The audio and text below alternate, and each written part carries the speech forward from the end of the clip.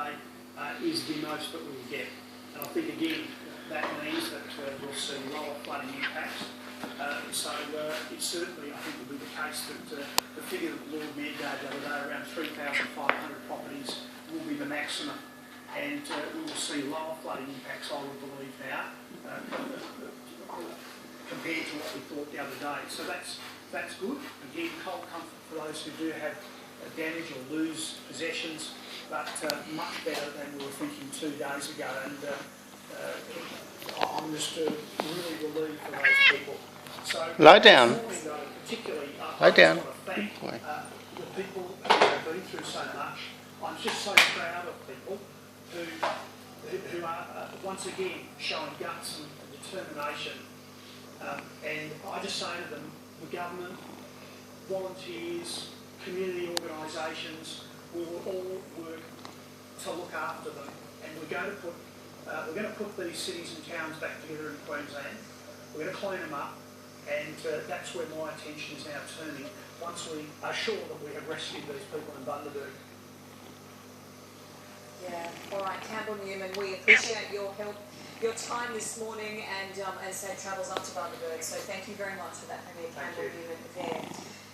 Koshi is in Ipswich. We will go to him in just a quick tip, but first I want to bring you the headlines. So in Queensland this morning, the death toll... Shinobi, come on.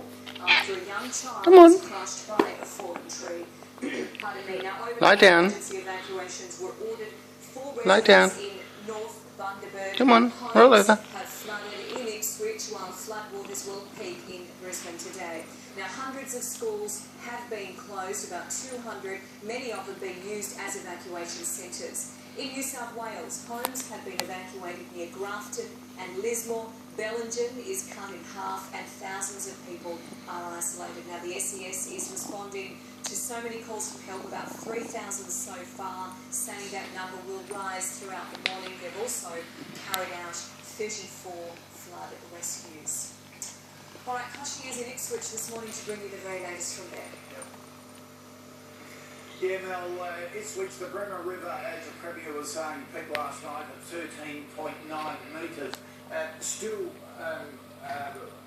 the pace of the river is quite extraordinary, and the debris going down, heading towards Brisbane, where the peak's likely to be around midday today. SES workers, most of the roads are clear around at the moment, and a lot of debris on the road, so they need a bit of a clean up, so be careful when you're driving. But life's certainly returning to normal here at Ipswich. I was just chatting with Paul Pasali, the Mayor of Ipswich, who has been out to the evacuation centres. Some of the residents will be moving to see how their low-lying areas have survived the night very shortly. So we'll be talking to the Mayor very shortly. Let's cross down to Michael Scanlon, who's in Emergency Management Queensland.